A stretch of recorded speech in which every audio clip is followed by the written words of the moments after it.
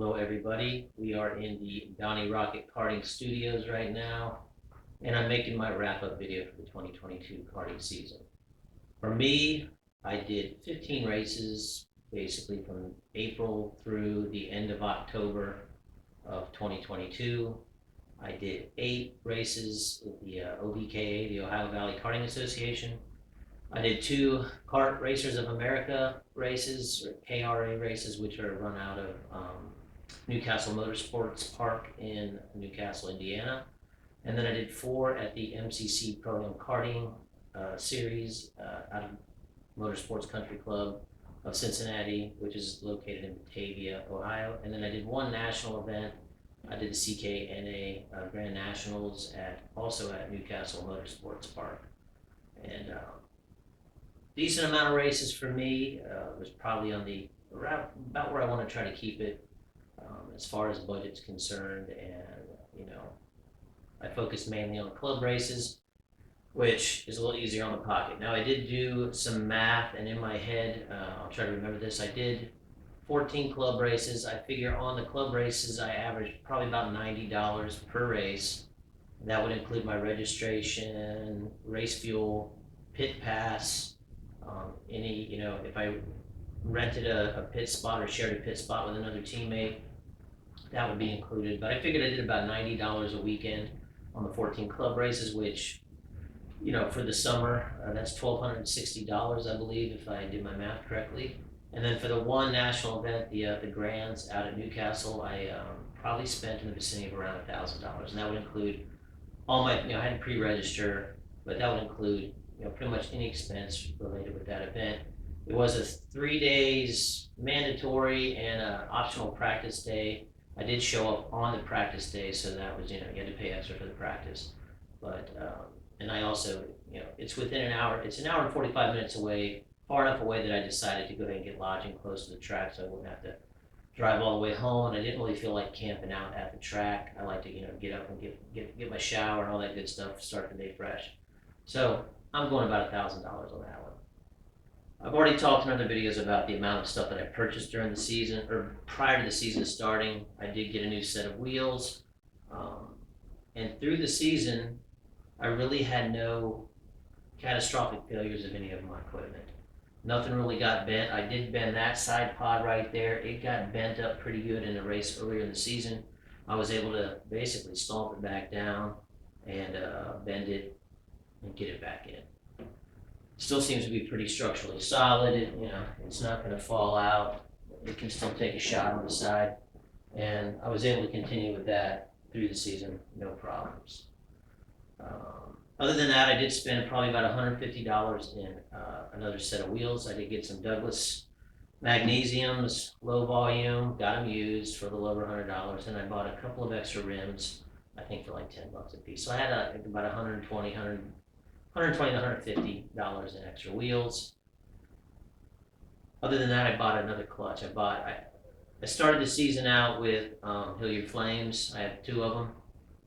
I did buy a Stinger clutch also, which I ran at the Grands, and I think I ran it in 1 race at MCC. But for the most part, I stuck with the Flames. For me, they were a little easier to deal with. I have a little more practice taking them apart and that kind of stuff. And one of the things that I like personally is that I don't have to worry about dropping or losing a key. The Flames, they don't have a key. They're already, the center section has already got its own integral key, and it just slides on. I did notice that the Stinger seemed to kind of gank up, the shaft coming out of the motor a little bit. The keyway was a little bit boogered up, so I had to crack out a file and some sandpaper and stuff and try to get that so that I can slide my Flames back on with ease. Not a big deal, but fortunately I didn't have to do it at the track. I figured it out while I had it here at the studios, and was able to take my time and get it put on there. Didn't have to rush around with it at the track. Plans for next season. Next season I'm going to run pretty much I'm going to try to do the KRA series.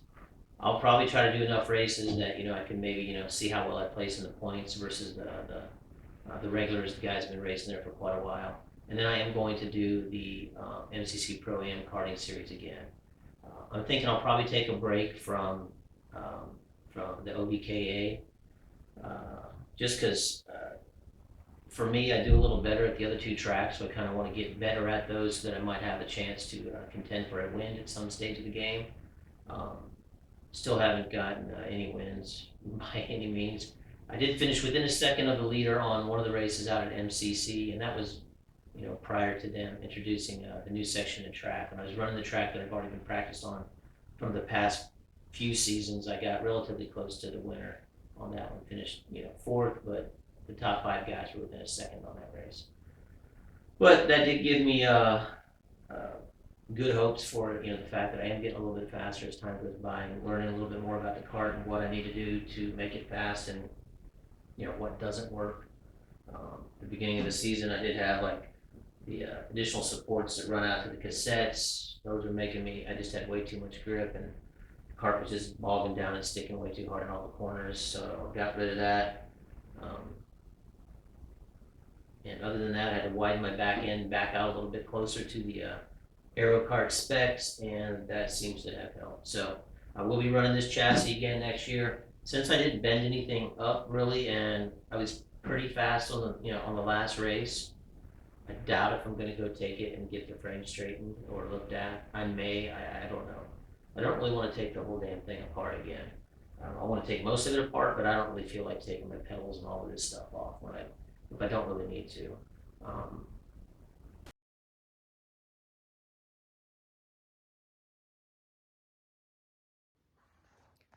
So I'll start at the back of the cart. Earlier in the season, I was running, the regular big plastic bumper, which you can see is sitting right there.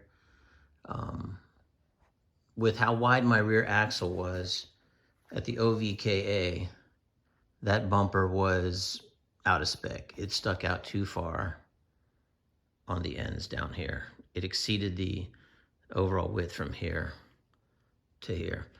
So I had to do something different. Previously, when I ran this metal loop bumper, I was using these mounts right here, but using those, it would be mounted relatively rigid from this point to this point. So it tightened up my whole rear end, which wasn't recommended. So I made a couple of my own little mounts right there and stuck them in there. Seemed to work well for me for the rest of the season. I'll probably keep this set up as the season starts next year, and see how it works out. Still running my same axle in the off season. I will remove it, have it straightened.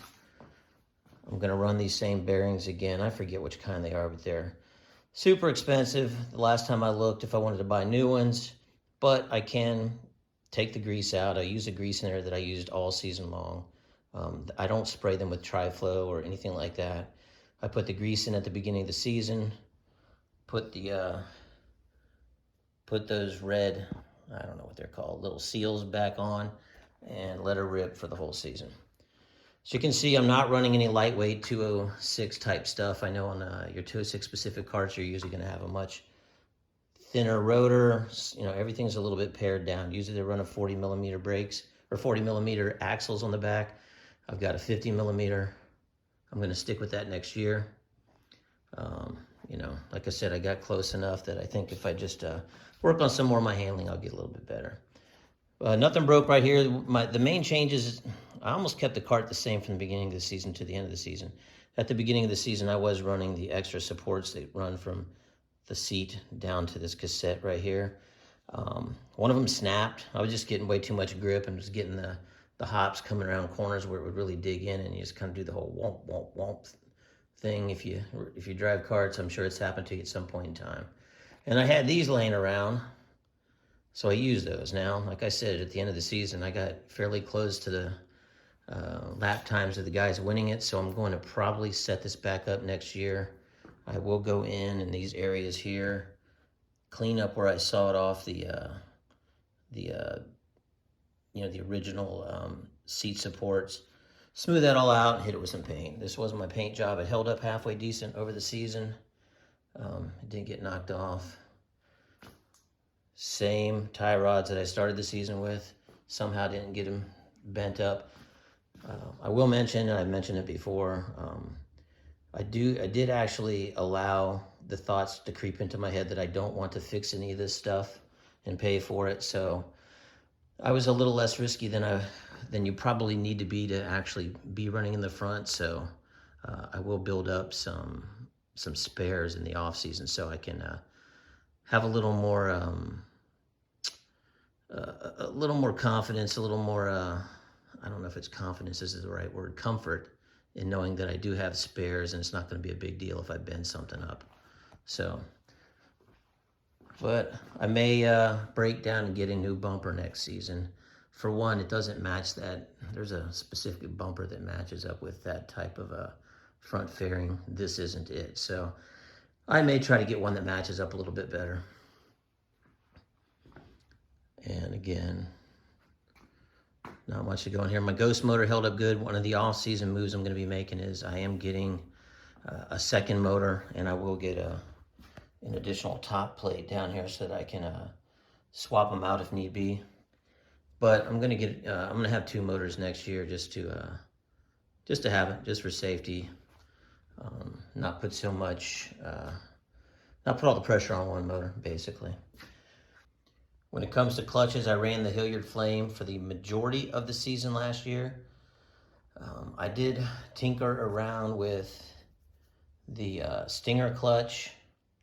I don't know if I liked it. I don't believe I had the correct springs in it. I have a Stinger clutch still that I'm going to tinker around with the springs, I think, and see if I could get it to run a little bit smoother. Also, this year on 2023 February 4th, there will be the OVKA swap meet, which is typically held up in Wilmington, Ohio. I will be attending that. I'm going to try to see if I can rustle up another one of these same tillet seats so that it fits in.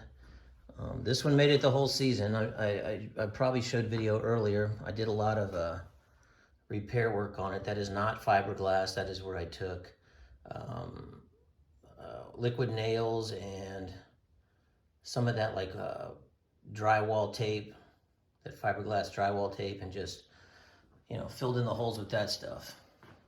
It held all season long. I had one race where my seat did start to move just a little bit, and the clutch bolt, burnt through the side a little bit. My seat scooched just a hair. I had, halfway through the season, I got a little more sturdy seat mount right there, and pretty much solved that issue. So that will be another thing. If I can find another seat, I'll probably jump on it. If not, I'll just use this one again. I'll probably try to make something look a little prettier right there for the added cushion that I need that I realize helped out towards the end of the season, and that's how it'll be. But that's pretty much it for next season. I did stick with buying used tires for the majority of the season. The only time I've got any new tires was for the grands, and you had to, and I counted that in as my expense for that actual race weekend. So that was part of the $1,000 when I'm talking about budget. I probably spent about maybe $200 in used tires throughout the season, um, mainly for Hoosiers and MG Reds were the two brands of tires I had to run. Next year, if I only run the KRA and MCC, I will only have to deal with MG Reds. The Grands, again, I'll probably have to run Vegas for that race. I still have a set of Vegas sitting around. I have accumulated some stacks of tires that are, through the season, just either picking them up here or there for free. Sometimes, the high dollar teams, the super serious teams, they'll run some tires and only run one race on them. And, those are usually pretty good still for me to use at a club race. So if I see those bad boys laying around, I'll at least look at them and see if they look dogged out or if if they have they've got a pretty decent amount of life left on them. I can always scrape them and, get some new rubber, get past the old rubber, get down to the new rubber. But that's pretty much it. I did end up through the season start closing the gap on the leaders as far as lap times are concerned. Um, Last year I was almost always a second off at least from the winner of a race. This season, towards the end of the season, at least on the club level, I was getting within basically a half a second. Sometimes a little better, sometimes a little worse, but generally right around the half a second. And I still have room for improvement on all these tracks. So Next year, I'm hoping to kind of close that gap even further, and maybe even on the club level, try to contend for a win. And when it comes to the grands, you know, if I'm racing out there at Newcastle with the regular club series, hopefully that will pay off when it comes to the grands, as I'll have a little, you know, I would say a lot more experience on the track and more data for setup, and be able to have a more put forth a better effort at the grands. So that is it. Make sure to like and subscribe. I think grand total, my best video for likes is maybe 6 or 7. So be one of the studs and give me a like, and maybe I'll crack 10 on this video.